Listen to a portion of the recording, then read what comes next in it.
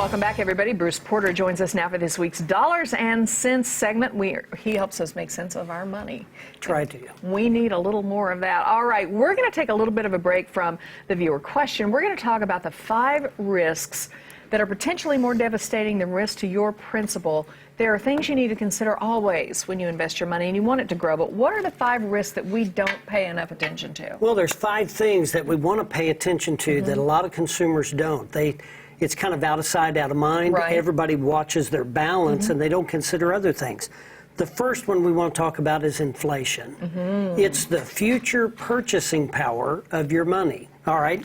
So now, since 1950, average inflation rate 4%. Now, granted, it's a little bit lower now than it has been in a few years, but you consider that $1 today will be worth 60 cents in 10 years.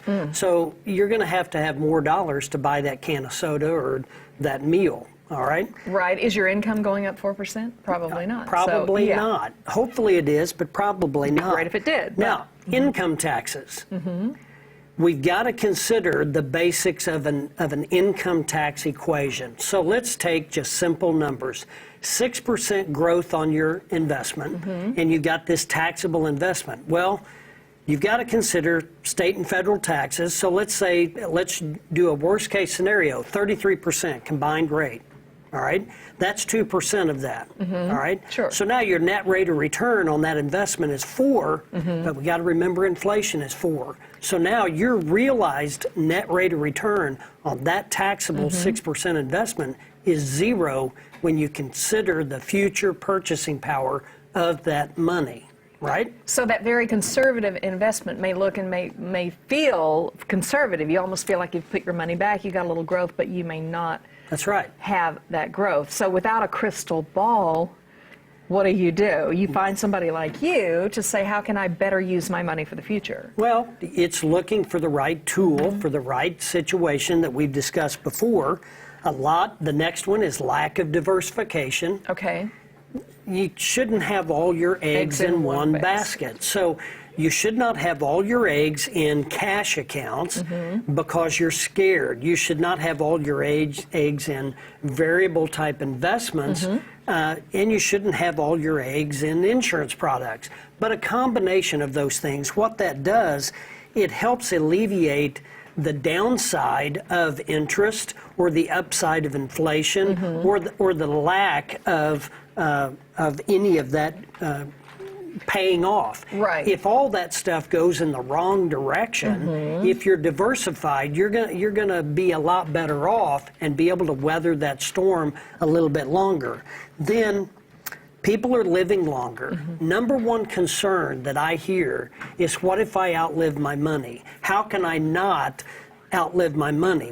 What's available? What can I use? Well, you got to consider in 1940, the average male lived to be 62, and there were 4,000 people age 100.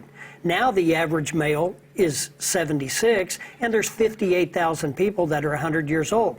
So now what's happening, we have to provide income for ourselves after retirement for not 10 years, but for 20 to 30 years after retirement. So that's why there's a big concern on outliving my money.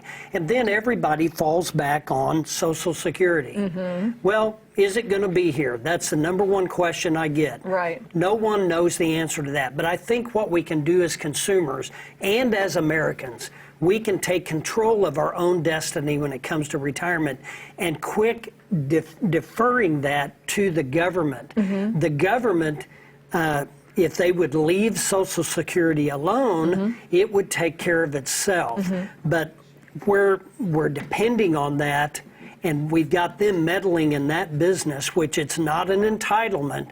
You've paid that money in. You've paid into it, sure. If that's your money that they're dabbling with, then I think we have to take control of our own destiny, and we have to provide for our own retirement. Exactly, and don't rely on that solely. Have we been through all 5 there? We have. Okay. And so what we do, we try to find a tool that's going to help us overcome inflation, that's going to help us reduce taxes, that's going to diversify our portfolio, and that's going to basically allow us to take control. Yeah. It's high time that the Americans jump in, review your money on a regular basis.